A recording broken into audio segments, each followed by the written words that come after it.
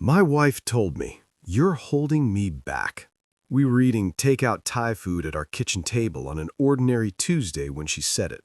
Not angrily, just casually, like it was an obvious observation she'd already accepted as fact.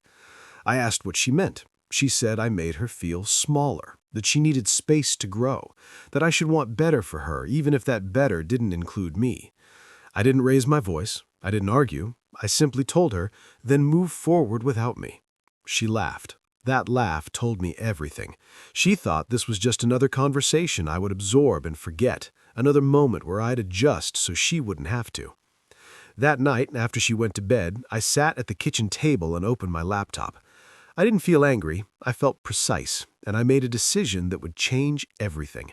I transferred every bill into her name, contacted a divorce attorney, and set in motion the end of a marriage where I had been cast as the obstacle to her growth.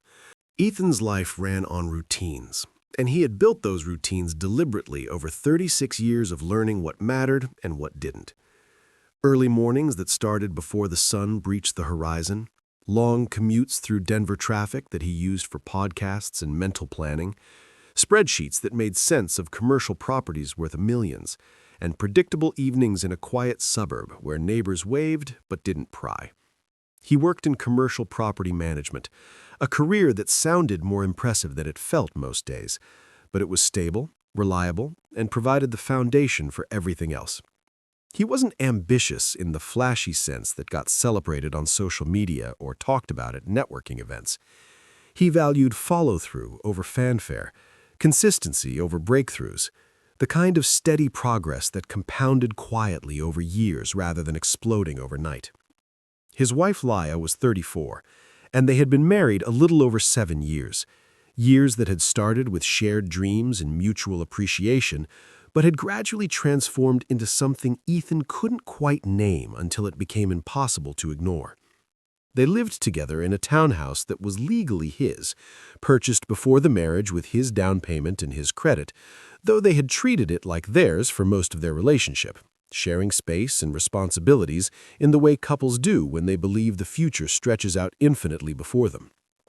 There were no children to complicate the math, no tiny humans whose needs would have forced different conversations or created non-negotiable priorities. Just two adults, shared bills, and what Ethan had believed were shared plans for building something sustainable and meaningful together. But this story wasn't about one argument that destroyed everything in a single explosive moment. This was about a pattern that had developed slowly over years, accumulating like sediment until the weight of it became impossible to ignore or rationalize away. When Ethan and Leah first met, she had told him she liked that he was steady, that his predictability made her feel safe in a world that often felt chaotic and unstable.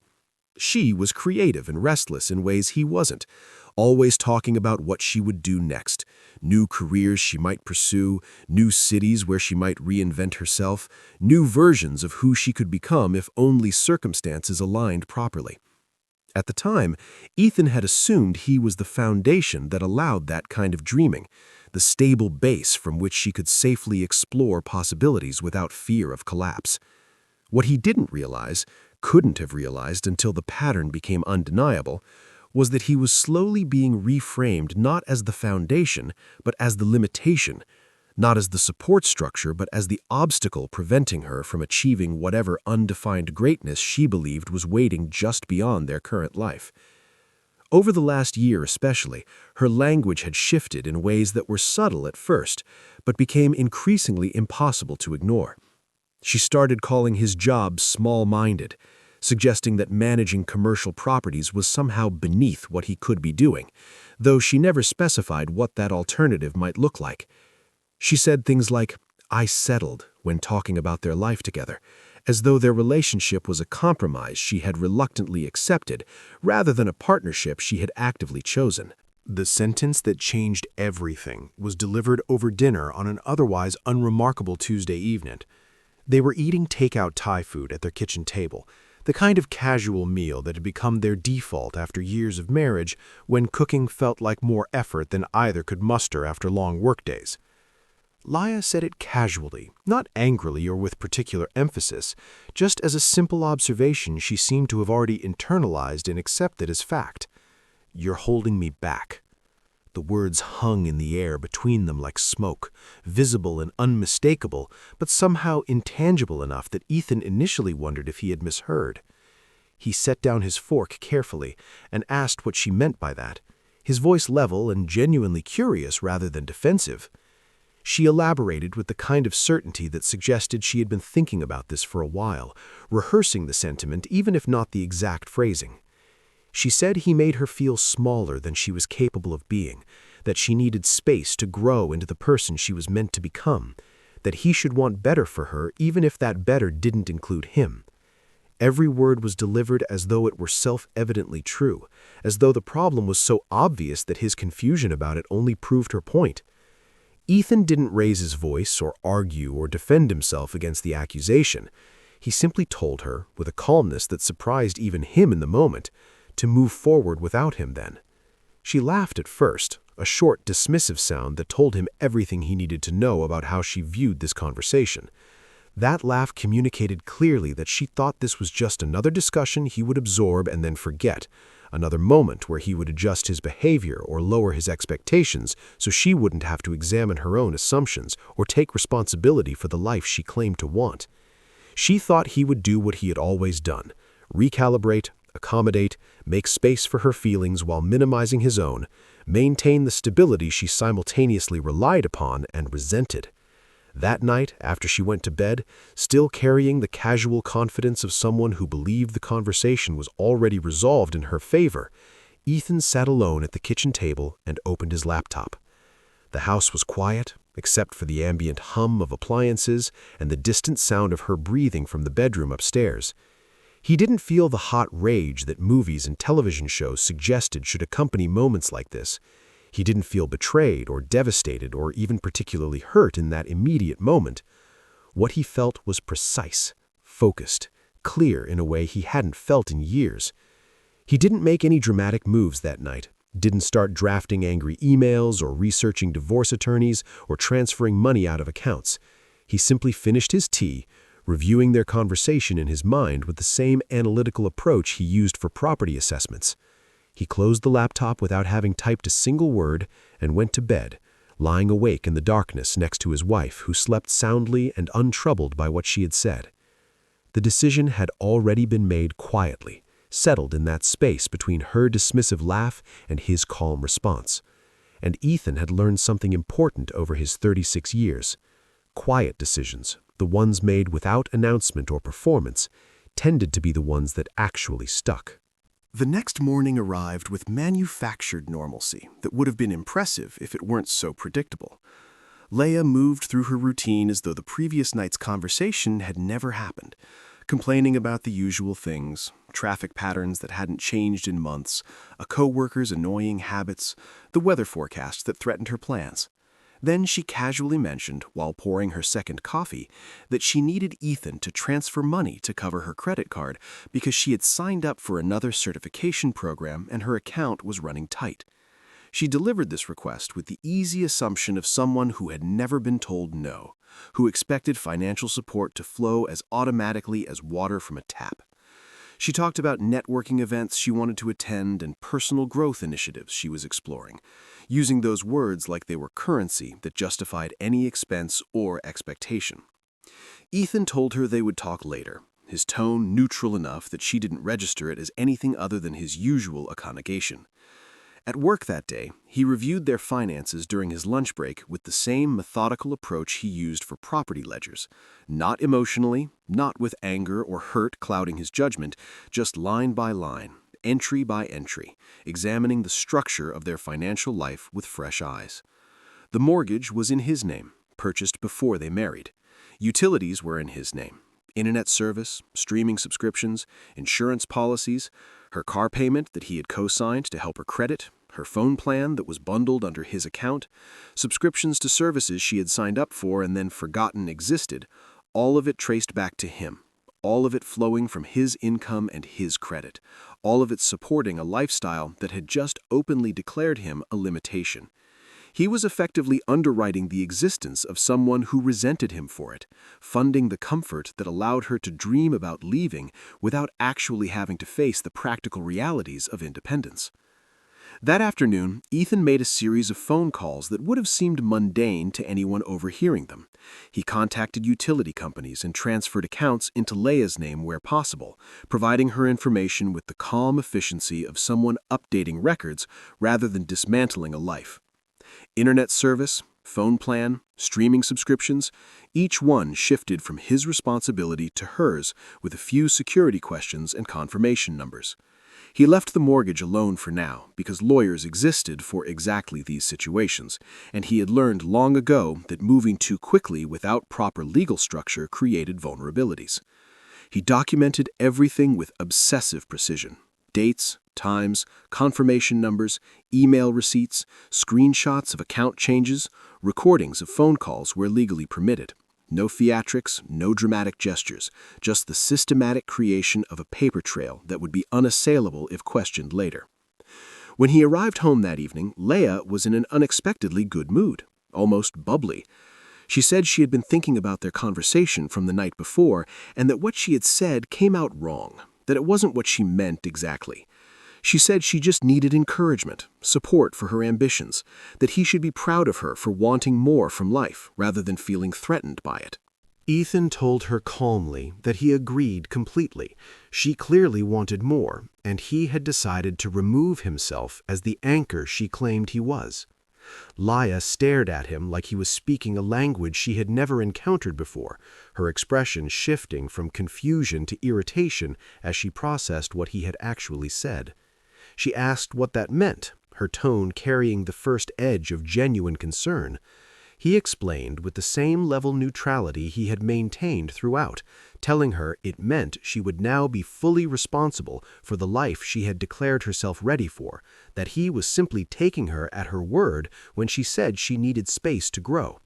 She accused him of being dramatic, of overreacting to what she insisted was just a figure of speech, saying that nobody actually means "you're holding me back" when they say it, that everyone exaggerates during emotional conversations. Ethan told her quietly that some people do mean it, and more importantly, some people listen. That night, he sent an email to a divorce attorney whose name he had gotten from a colleague years ago during a conversation about a mutual friend's separation. The email wasn't threatening or emotional. It was preparatory, laying groundwork, establishing initial contact for what he now knew was inevitable. Leia went to bed annoyed but fundamentally unconcerned, still operating under the assumption that this was just another cycle in their marriage, another moment of tension that would resolve itself once Ethan recalibrated to maintain their equilibrium the way he always had. She fell asleep quickly while he lay awake, listening to her breathing and knowing she had no idea how completely the ground had shifted beneath her. The locks were changed 2 days later while she was out. Ethan had scheduled it during a window when he knew she would be gone for several hours, meeting friends for brunch at a restaurant across town she had mentioned repeatedly. The locksmith arrived punctually, efficient and professional, asking no questions about why the locks needed changing on a weekday morning. Within 90 minutes, every exterior door had new hardware, new keys that Leia didn't possess, new codes for the electronic keypad that she couldn't access. Ethan tested each lock twice, methodically ensuring everything functioned properly, then transferred the old keys into an envelope he labeled and stored in his desk drawer. Documentation, evidence of the transition, proof of timeline if it ever became necessary. Leia didn't notice the change immediately. She had texted him during brunch saying she might stop by the mall afterward, that she would be home around 3 or 4, her message carrying the casual entitlement of someone who had never questioned her access to anything. When she actually tried to come home earlier than expected, her key sliding into the lock and refusing to turn, the confusion in her first phone call was genuine. Her tone was irritated rather than panicked, as though this were obviously some kind of mistake or malfunction that Ethan would immediately correct. Her second call, placed after she had tried both the front and back doors and attempted the keypad code 3 times, carried the first notes of actual panic as the reality started penetrating her assumptions.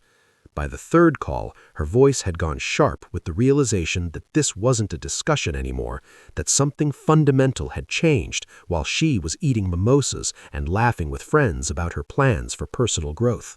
Laia showed up at the house that afternoon, carrying the remainder of her mimosa buzz like armor, her phone already in her hand and positioned in a way that suggested she was ready to record if she decided it was necessary. That positioning alone told Ethan everything he needed to know about where her mind had gone, what strategies she was already contemplating.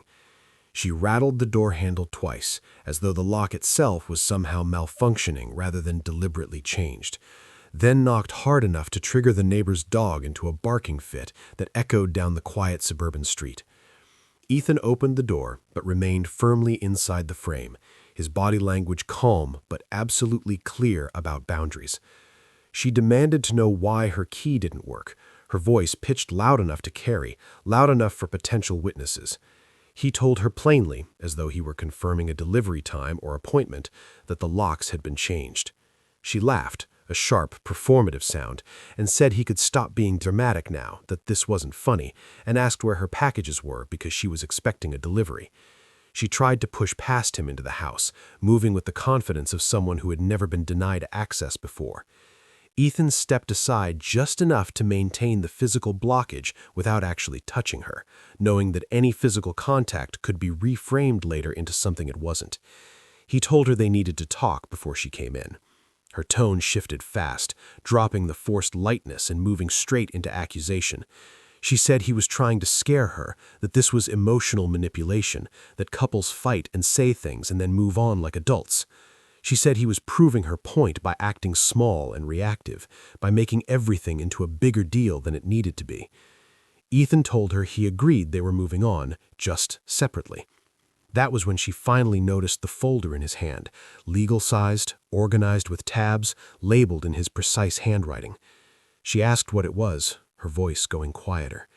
He told her it was a summary of their finances and a detailed timeline of their relationship, of conversations and contributions and the gradual pattern of contempt that had built over years. He told her the bills that had been in his name were now in hers. He told her, meeting her eyes directly, that he had filed for divorce that morning.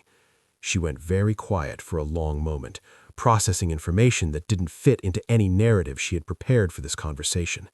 Then she exploded with a fury that seemed to surprise even her in its intensity. She said he was ruining her life, that she had plans that depended on stability, that this wasn't how growth worked in healthy relationships. She said he was supposed to support her evolution, not sabotage it out of spite or insecurity. She said he couldn't just throw her out of her own house, emphasizing the word own as though repetition would make it legally true.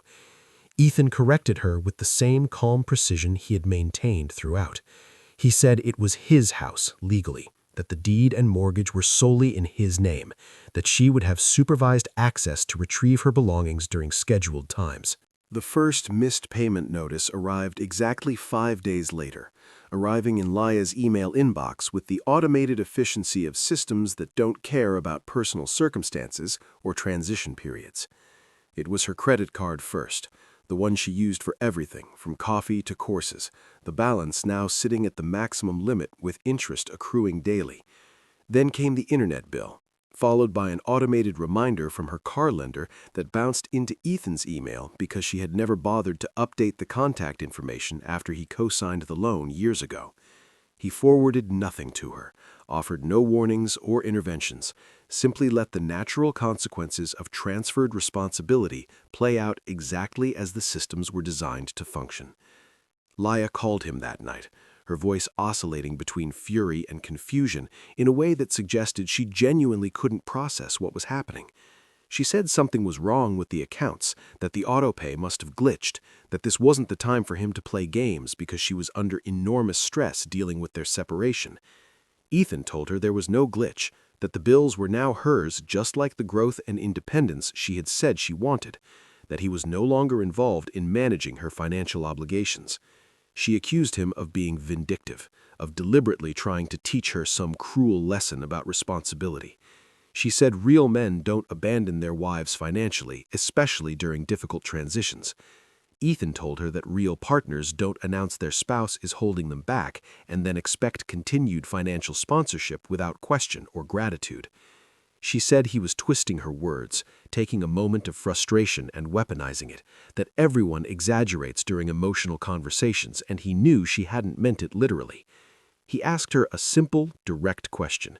When exactly had she planned to contribute equally if she truly believed they were partners? The silence on the other end stretched long enough to become its own answer. Finally, she said that was different, that she was investing in herself right now, that success and growth take time and he should believe in her potential rather than punishing her for not being where she wanted to be yet. Ethan told her that belief without accountability is just charity, and he was done being her charity case. That ended the call abruptly. Over the next week, Ethan received confirmation emails from various companies asking him to verify the responsibility changes he had initiated. Everything was clean, documented, legally airtight. His attorney confirmed that service of divorce papers was complete, that the timeline was moving forward without complications.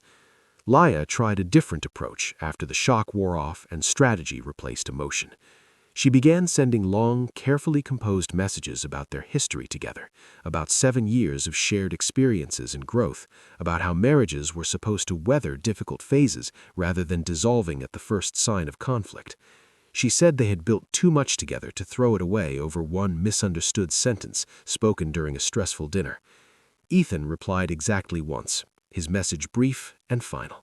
He told her that marriage doesn't mean erasing yourself to keep someone else comfortable while they actively resent you for existing.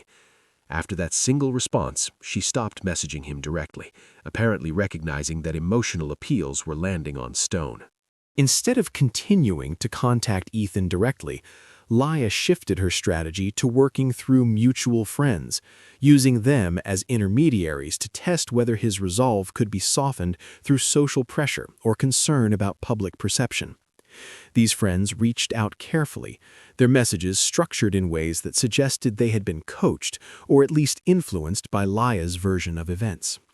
They said she was struggling more than Ethan probably realized, that she hadn't understood how much he handled behind the scenes, that maybe he should consider helping her transition more gradually rather than cutting everything off so abruptly.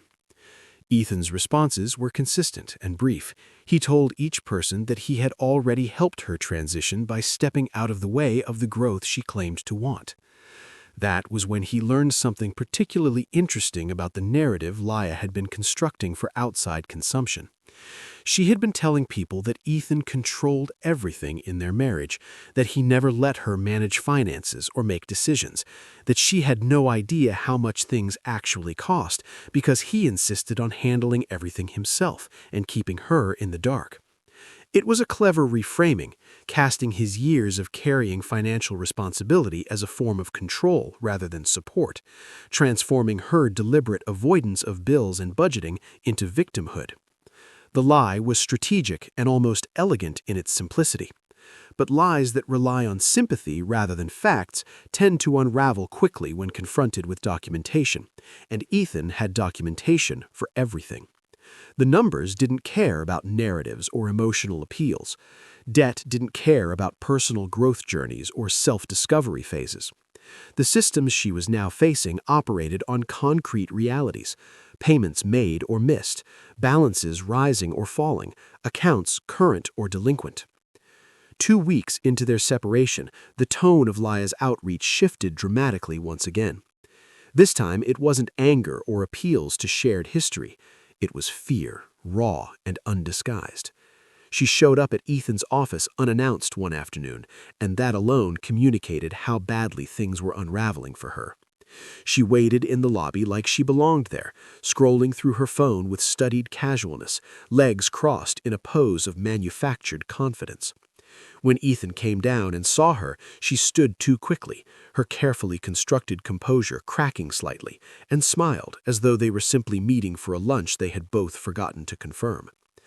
Ethan didn't invite her upstairs to his office or suggest they go somewhere private to talk. He remained in the lobby, standing rather than sitting, his body language making clear this would be brief. She said she just needed 5 minutes, that things had gotten more complicated than she expected, that she was finally understanding how much pressure he had been under all these years managing everything. The performance was almost convincing. The acknowledgement, the apparent humility, the suggestion that she had gained insight and was ready to approach things differently. Ethan told her this wasn't the appropriate place for this conversation. She dropped the pretense then, her voice taking on an edge of desperation. She said she was drowning, that her credit card was maxed and she couldn't make the minimum payment, that the certification program she had been so excited about required another substantial payment or she would be dropped from the cohort, that her car note was past due and the lender was calling constantly, sometimes multiple times per day. She said she had never had to think about these things before, that Ethan had always handled them so seamlessly that she hadn't realized how complex and demanding financial management actually was. The admission might have been more impactful if it weren't so clearly driven by panic rather than genuine understanding. Ethan told her calmly that this was exactly the point of everything that had happened. She had years to learn these skills, years to participate in managing their shared life, but she had chosen to remain deliberately uninvolved while simultaneously resenting him for the role she had assigned him. She accused him of setting her up to fail, of moving too fast and pulling the rug out from under her before she had time to adjust to new realities. She said growth doesn't happen when someone suddenly removes all support structures. She said he could at least help temporarily while she got her footing, just a few months of assistance to bridge the gap. Ethan told her, his voice level and final, that she had years to adjust while he carried the entire load. He reminded her that she had declared herself ready to move forward without him, and he said he believed her, that he was simply taking her words seriously rather than treating them as empty rhetoric.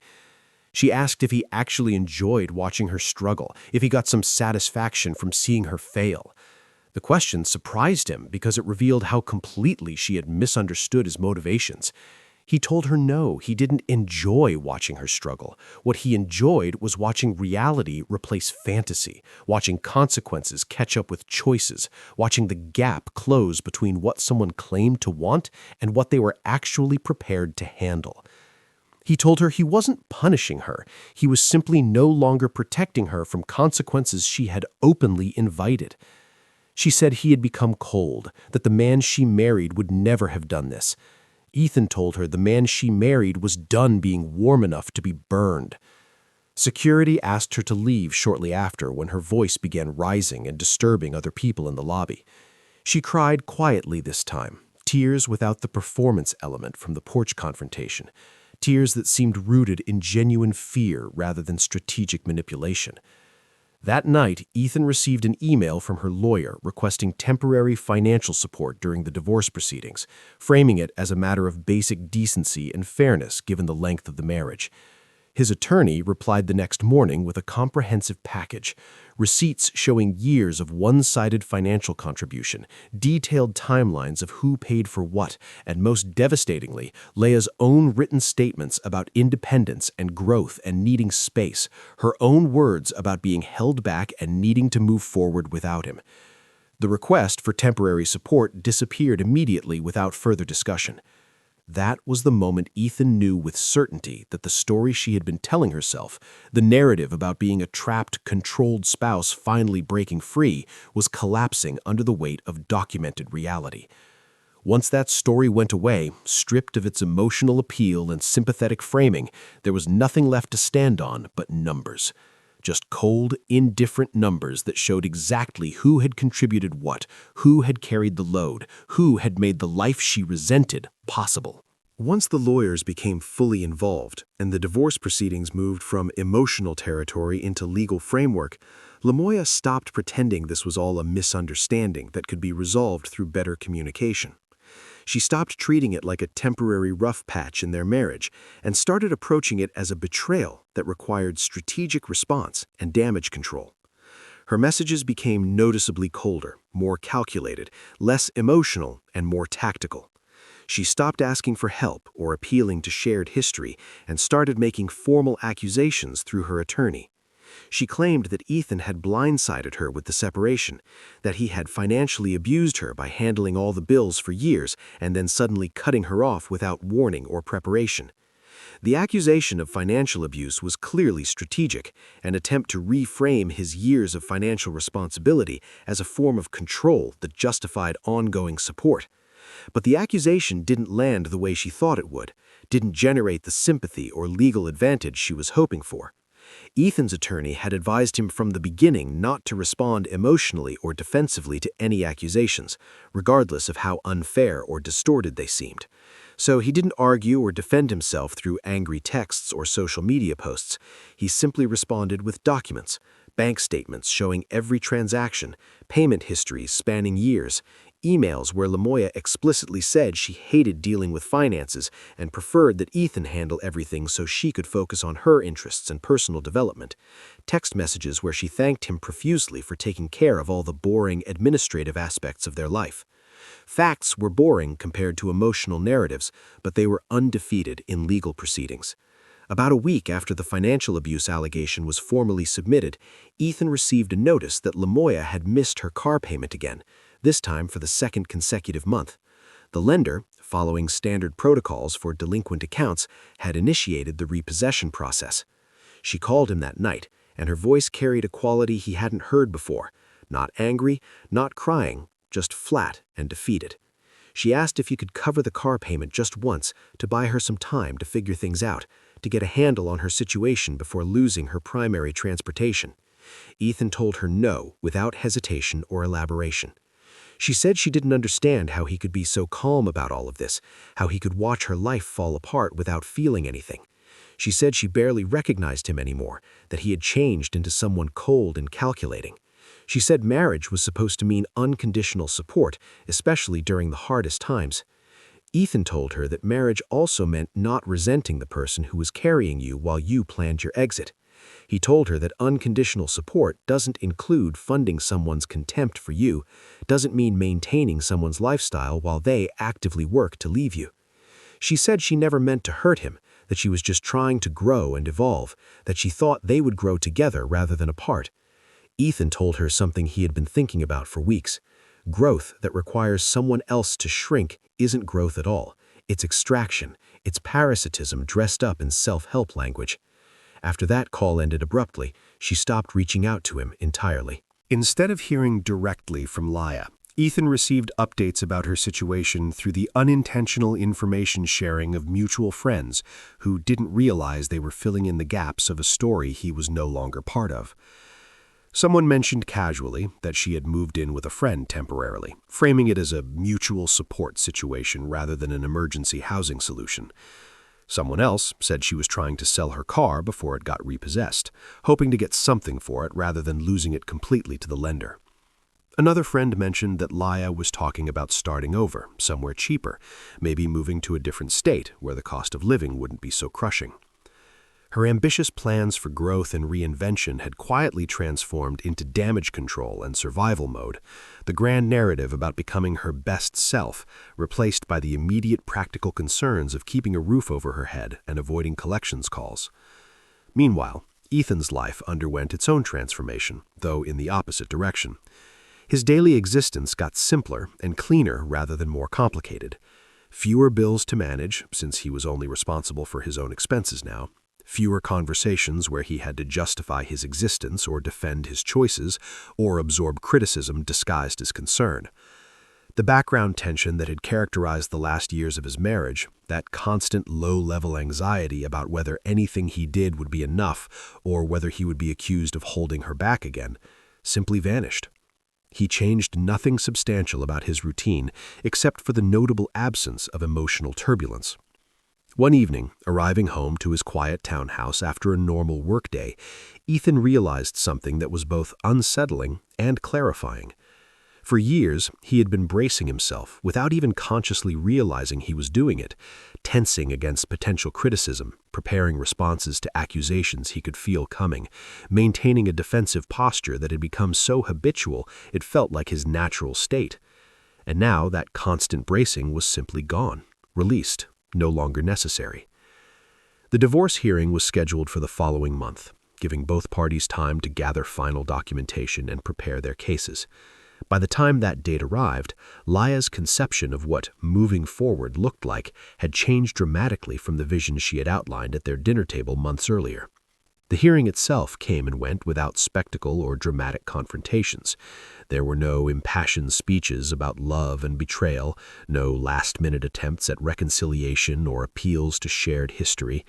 Just two lawyers, a judge with a full docket, and a stack of paperwork that reduced 7 years of marriage into line items, dates, asset divisions, and liability assignments. The entire process was mechanical, almost bureaucratic in its efficiency. Laya didn't look empowered or liberated walking into that courtroom. She looked exhausted, noticeably thinner than she had been at the beginning of their separation, her confidence replaced by a tight defensiveness that flared whenever financial matters came up. The attorney had prepared her to present a specific narrative, but the strain of maintaining that narrative showed clearly in her body language and the hesitation in her voice. She tried to argue that Ethan had pulled his support too quickly, that he had deliberately destabilized her during what should have been a supportive transition period, that his actions constituted abandonment rather than reasonable boundary setting. Her lawyer framed the situation as sudden abandonment by a spouse who should have been more patient and understanding during a difficult period of personal growth. Ethan's lawyer responded with comprehensive timelines that showed not sudden abandonment, but years of one-sided support, followed by a reasonable response to explicit statements about being held back. When the judge asked Laya directly when she had begun planning for financial independence, she hesitated, her prepared answers suddenly inadequate in the face of a direct question. When asked how she had intended to support herself during this period of growth she kept referencing, she talked about potential income streams, networking opportunities, possibilities that might materialize. Nothing concrete, nothing that demonstrated actual planning or preparation. The judge nodded with the practiced neutrality of someone who had heard similar stories many times before and moved on to the next section of the proceedings. By the end of the hearing, the terms were clear and unambiguous.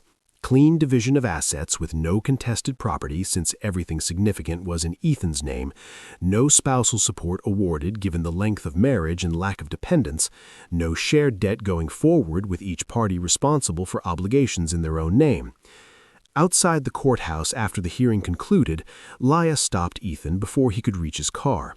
She asked how he could walk away so easily after 7 years together, how he could just end things without even trying to fight for their relationship.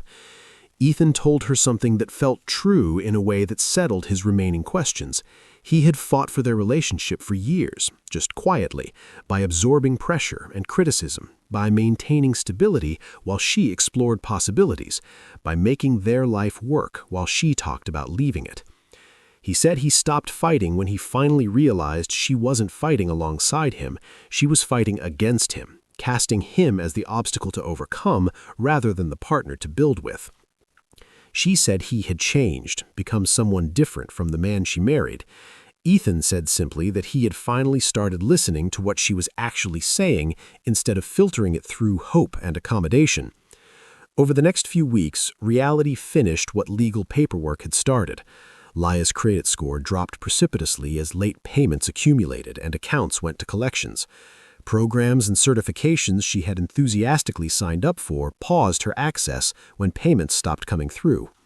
Friends who had initially rallied around her with sympathy gradually grew more distant as crisis became her permanent state rather than a temporary rough patch. The growth speeches that had once been received as inspiring wisdom started sounding increasingly like excuses and deflection. She messaged Ethan once more about 3 weeks after the divorce finalized, her tone noticeably different from their previous communications. The message was short and neutral, stripped of accusation or appeals. She said she had underestimated how much he did to keep their life functioning smoothly, that she wished he had warned her more explicitly about how difficult things would be. Ethan read the message twice, considering whether to respond and what that response might accomplish. Ultimately, he didn't reply. Because he had warned her, just not through words. He had warned her by stepping completely out of the way and letting reality teach the lessons that his explanations never could have conveyed. Watching someone insist they're ready for independence while simultaneously collapsing under the weight of basic adult responsibilities, was sobering for Ethan, though not in the way Laya might have hoped. It wasn't satisfying or validating in some petty revenge sense.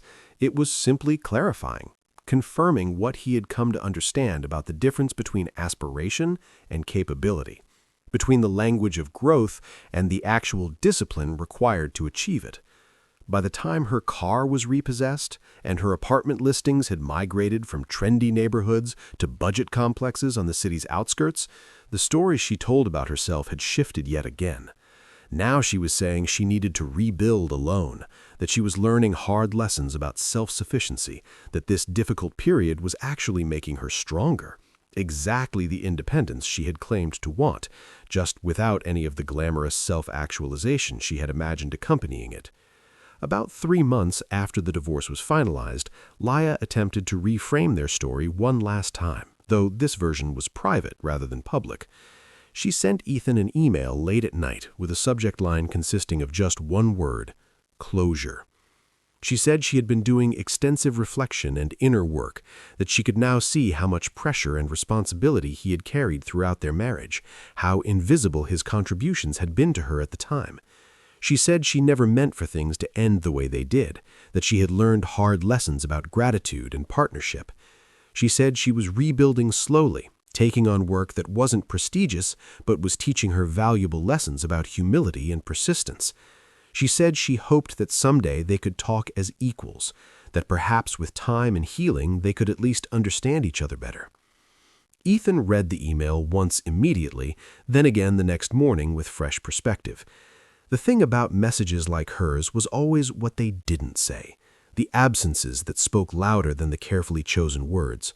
There was no actual apology for the contempt she had shown, no acknowledgement of calling him a limitation to her growth, no acceptance of responsibility for assuming his support was automatic and permanent, regardless of how she treated him. Just vague language about learning and growth and becoming, the same self-help vocabulary that had justified everything before. He didn't respond to the email. A week later, a mutual friend mentioned that Laya had taken on multiple part-time jobs, retail work, freelance administrative tasks, nothing that would appear on an aspirational LinkedIn profile. She had moved again, this time downsizing into a shared apartment situation with roommates to split costs. The expensive certification program that was going to transform her career had been abandoned halfway through when the payments became impossible to maintain. Her social media presence had shifted noticeably too, moving away from inspirational content about personal evolution toward more generic posts about resilience and starting over, accompanied by vague quotes about strength that people share when reality has hit harder than expected. Ethan didn't feel smug or vindicated seeing the trajectory of her life after their divorce. What he felt was distance.